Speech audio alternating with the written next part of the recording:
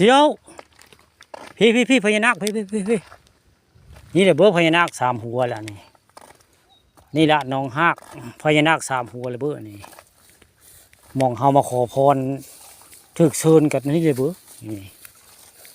มีอันคาถาอยู่ได้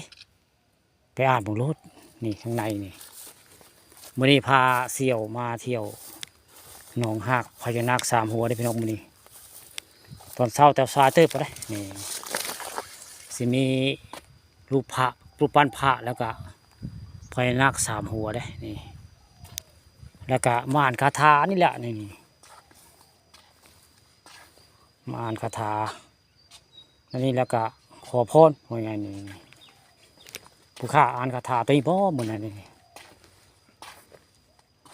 นะโมตัสสะนี่พระคะวะโตนี่นะนี่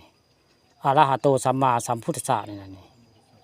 ตั้งนะโม3 จบได้แล้วก็ขอพรนี่ล่ะให้สำเร็จผลในเส้นทางครีเอเตอร์ว่าไงผู้ข้านอนแจ้งมากอะสิมีตรงซื้อเต็มหน้าจอว่าคุณคือผู้ถึกเชิญว่าไงนี่เห็นผู้ถึกเชิญนะนาคาปิยมะมังปิยมะปูเชมิสีอินทรสะนาคราชสุวิสุทธิเทวามหาโคมหาโลภาพประสิทธิเมสาธุขอพรหนูบาทนี่แล้วต้องขอพรได้จะได้พรอย่างขอบ้างหนูสมชีวิตจะได้ชีวิตคู่สมมัวปรารถนาเด้ออย่าเจ็บอย่าใคร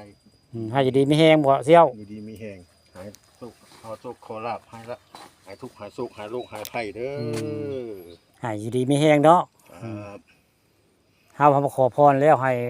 บรรลุความเป้าหมายให้อยู่ดีไม่แห้งสัมมาสัมพุทโธสัมพุทธัสสะ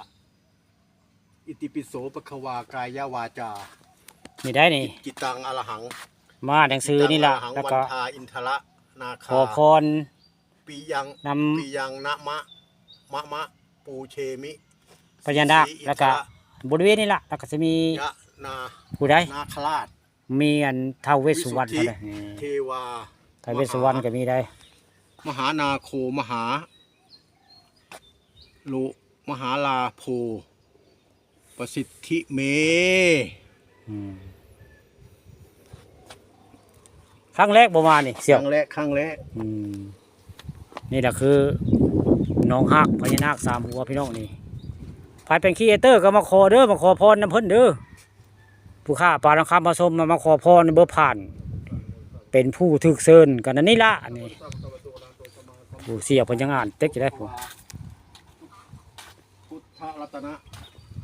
มูนีอิติปิโสอิติปิอินะชาริติมะยะปูเชมิอิติปิโสปะคะวาพุทธายะรัตนะ